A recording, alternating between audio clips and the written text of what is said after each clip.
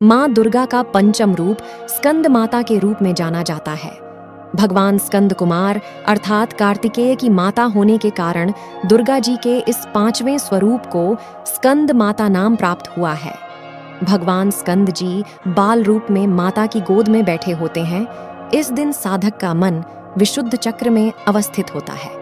स्कंद मातृ स्वरूपिणी देवी की 4 भुजाएं हैं। ये दाहिनी ऊपरी भुजा में भगवान स्कंद को गोद में पकड़े हैं और दाहिनी निचली भुजा जो ऊपर को उठी है उसमें कमल पकड़ा हुआ है।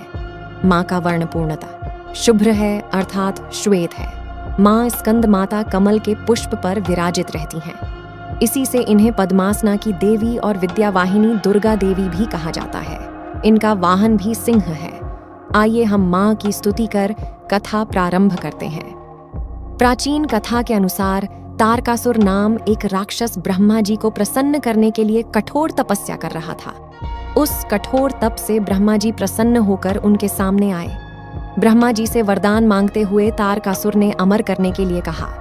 तब ब्रह्मा जी ने उसे समझाया कि इस धरती पर जिसने भी जन्म लिया है उसे मरना ही है। निराश होकर उसने ब्रह्मा जी से कहा कि प्रभु ऐसा कर दें कि भगवान शिव के पुत्र के हाथों ही उसकी मृत्यु हो। तारकासुर की ऐसी धारणा थी कि भगवान शिव कभी विवाह नहीं करेंगे, इसलिए उसकी कभी मृत्यु नहीं होगी। फिर उसने लोगों पर हिंसा करनी शुरू कर दी।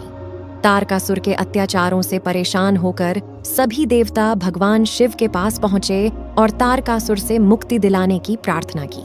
तब शिव ने पार्वती से विवाह किया और कार्तिकेय के पिता बने। बड़े होने के बाद कार्तिकेय ने तारकासुर का वध किया।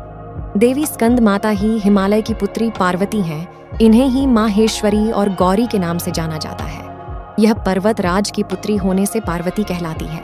महादेव की वामिनी यानी पत्नी होने से माहेश्वरी कहलाती है और अपने गौर वर्ण के कारण देवी गौरी के नाम से पूजी जाती है। माता को अपने पुत्र से अधिक प्रेम है अत माँ को अपने पुत्र के नाम के साथ संबोधित किया जाना अच्छा लगता है।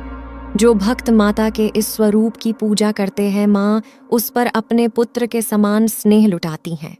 बोलिए स्कंद माता की जय।